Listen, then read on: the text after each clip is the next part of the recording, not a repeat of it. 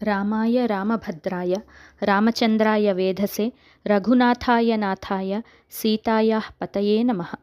విశ్వామిత్రుని ఆదేశానుసారం తాటకిని వధించి రామలక్ష్మణులు ఆ రాత్రి తాటకావనంలోనే నిద్రించారు. మరుసటి రోజు ప్రియమైన మాటలతో విశ్వామిత్రుడు రామలక్ష్మణులను మేల్కొలిపి మధురమైన ధ్వనితో రామునితో ఇలా అన్నాడు: రాజకుమారా, తాటకిని సంహరించి నాకు చాలా ఆనందాన్ని కలిగించావు. నేను నీకు కొన్ని అస్త్రాలను ఇస్తాను.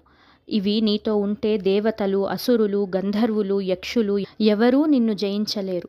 రఘువీర, నేను నీకు దండచక్రము, ధర్మచక్రము, కాలచక్రము, విష్ణుచక్రము, ఇంద్రాస్త్రం, బ్రహ్మశిరోస్త్రం, ఉత్తమమైన బ్రహ్మాస్త్రం, శివునికి సంబంధించిన మహాశూలము, మహాస్త్రము ఇస్తాను.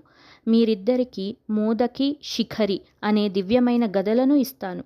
రామ, నీకు ధర్మపాశము, కాలపాశము, వరుణపాశము, నారాయణాస్త్రము, అగ్నిదేవునికి ప్రియమైన శిఖరము, విష్ణుశక్తి, శివశక్తి అనే శక్తిద్వయం, రాక్షసుల వద్ద ఉండే భయంకరమైన కంకాళము, ముసలము, కపాలము, కంకణము అనే అస్త్రాలు, నిద్రను కలిగించే అస్త్రాలు, నిద్రను పోగొట్టే అస్త్రాలు, వర్షము, శోషణము, సంతాపము, విలాపము అనే అస్త్రాలు, మన్మథునికి ప్రియమైన శక్తివంతమైన మదనము అనే అస్త్రము, పిశాచాలకు ప్రియమైన మోహన అనే అస్త్రాన్ని ఇస్తాను. ఓ నరశ్రేష్ఠ, నీకు శ్రేష్టమైన మాయాధరం, శత్రువు పరాక్రమాన్ని నిర్వీర్యం చేసే సూర్యునికి సంబంధించిన తేజప్రభ, సోమదేవతలకు సంబంధించిన శిశిరము, విశ్వకర్మ నిర్మించిన సుధారుణాస్త్రం, భగదేవతకు సంబంధించిన దారుణాస్త్రం, మానవునకు సంబంధించిన సీతేషువు మొదలైన అస్త్రాలన్నీ నీకు ఇస్తాను.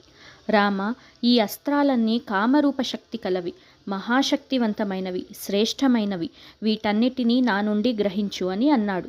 దేవతలకు కూడా పొందడానికి వీలు కాని అస్త్రాలను విశ్వామిత్రుడు తూర్పు వైపుకు తిరిగి పవిత్రుడై మంత్రపూర్వకంగా రామునికి ఉపదేశించాడు.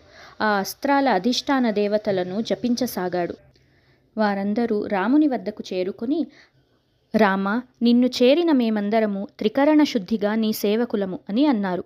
రాముడు వారందరినీ తాకి, తలచుకున్నప్పుడు నా వద్దకు రండి అని చెప్పి వారిని పంపాడు. అస్త్రాలన్నీ స్వీకరించిన రాముడు మునితో, మహాత్మా, మీ అనుగ్రహంతో ఈ అస్త్రాలను పొందడం నాకు చాలా సంతోషంగా ఉంది. సురాసురులు నన్ను ఎదుర్కోలేరు. ఈ అస్త్రాలను ఉపసంహరించే విద్యను కూడా నాకు నేర్పండి అని అన్నాడు. ప్రశాంత చిత్తుడైన మహర్షి ఉపసంహారక మంత్రాలను ఉపదేశించారు.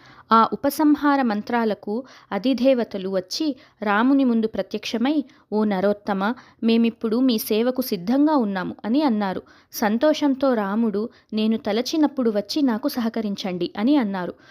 వారు రామునికి ప్రదక్షిణ చేసి వారి స్థానాలను చేరుకున్నారు. విశ్వామిత్రుని ఆదేశంతో రాముడు అస్త్రాలను, ఉపసంహరణ మంత్రాలను తమ్మునికి బోధించాడు. కొంత దూరం ప్రయాణించిన తరువాత వారు ఒక రమణీయమైన ప్రదేశాన్ని చేరుకున్నారు. రాముడు మహర్షితో, ఈ ప్రదేశం చాలా ఆహ్లాదకరంగా, మనోహరంగా ఉంది. పక్షుల కిలకిలారావాలు, వివిధ మృగాలతో చూడముచ్చటగా ఉంది. మనం తాటకావనాన్ని దాటామనిపిస్తోంది. ఈ ప్రదేశం గురించి తెలియచేయండి. రాక్షసులను సంహరించి మీ యజ్ఞాన్ని సంరక్షించవలసిన ప్రదేశం ఎక్కడుంది? దయచేసి తెలియచేయండి అని అన్నాడు. సర్వజ్ఞుడైన రాముడు సామాన్య మానవునిలాగా ప్రశ్నించగా విశ్వామిత్రుడు ఇలా జవాబిచ్చాడు: రామ, దేవాదిదేవుడైన మహావిష్ణు లోక కళ్యాణానికి తపస్సు చేసి సిద్ధి పొందిన ప్రదేశం ఇది. విష్ణు తపస్సు చేస్తున్న సమయంలో ప్రహ్లాదుని మనుమడు, విరోచనుని కుమారుడు అయిన బలి ఇంద్రాది దేవతలను జయించి ముల్లోకాలను పాలిస్తున్నాడు. బలిచక్రవర్తి యజ్ఞం ఒకటి ప్రారంభించాడు. ఆ సమయంలో దేవతలందరూ అగ్నిని ముందు పెట్టుకుని వచ్చి విష్ణువును ప్రార్థించారు. ప్రభు, విరోచనుని కుమారుడైన బలిచక్రవర్తి గొప్ప యజ్ఞాన్ని ప్రారంభించాడు. అది ముగియక ముందే నీవు మమ్మల్ని రక్షించు అని పరిపరిగా వేడుకున్నారు.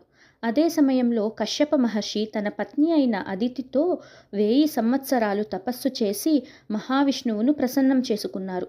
ఆయన సాక్షాత్కరించగా విష్ణువునే వారి పుత్రునిగా పొందాలని కోరారు. ఇంద్రునికి తమ్మునిగా ఉపేంద్రుడు అతిథి కశ్యపుల కుమారునిగా జన్మించాడు.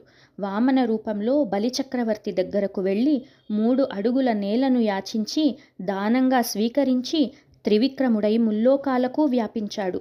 బలిని అదుపు చేసి 3 లోకాలకు ఇంద్రుణ్ణి అధిపతిగా చేశాడు. మహాత్ముడైన వామనుని పాదస్పర్శతో పవిత్రమైన ప్రదేశమిది. ఇక్కడకు వచ్చిన వారికి సంసార బాధలు దూరమవుతాయి. దేవతలకు, కశ్యపునికి కార్యసిద్ధి జరిగిన ప్రదేశం కాబట్టి ఇది సిద్ధాశ్రమం. నేను ఇక్కడే ఉంటున్నాను. రామ, పవిత్రమైన సిద్ధాశ్రమానికి వెళ్దాం పద అని అన్నాడు. విశ్వామిత్రుని రాకతో అక్కడి మునులందరూ చాలా సంతోషించారు. వారికి స్వాగత సత్కారాలు చేశారు. విశ్వామిత్రుని పూజించి రామలక్ష్మణులకు అతిథి మర్యాదలు చేశారు. క్షణకాలం విశ్రాంతి తీసుకుని రాముడు విశ్వామిత్రునితో, మీరు ఈరోజే యజ్ఞదీక్ష స్వీకరించండి. మీ సంకల్పం నెరవేరుతుంది. రాక్షస సంహారం జరుగుతుంది. యజ్ఞం నిర్విఘ్నంగా జరుగుతుంది అని అన్నాడు. రాముని మాటలు విని సంతోషించి విశ్వామిత్రుడు యజ్ఞదీక్ష తీసుకున్నాడు. రామలక్ష్మణులు రాత్రి ప్రశాంతంగా నిద్రించారు. మరుసటి రోజు ఉదయాన్నే లేచి అర్ఘ్యప్రదానం చేసి గాయత్రి జపించి సంధ్యావందనం ముగించుకున్నారు. విశ్వామిత్రుడు అగ్నికార్యం చేసి ఆసనంపై కూర్చున్నాడు. రామలక్ష్మణులు మహర్షి వద్దకు వచ్చి నమస్కరించారు. వాల్మీకి మహర్షిచే విరచితమైన రామాయణ మహాకావ్యంలోని 27 నుండి 29వ సర్గ వరకు సంపూర్ణమైంది. హనుమదంతర్గత శ్రీరామార్పణమస్తు. ఎత్ర ఎత్ర రఘునాథ కీర్తనం తత్ర తత్ర కృతమస్తకాంజలిం బాష్పవారి పరిపూర్ణలోచనం మారుతిం నమత రాక్షసాంతకం. మన జీవనానికి దారిదీపమైన రామాయణ మహాకావ్యంలోని తదుపరి విషయాలను తెలుసుకోవడానికి మళ్ళీ కలుద్దాం. జై శ్రీరామ్.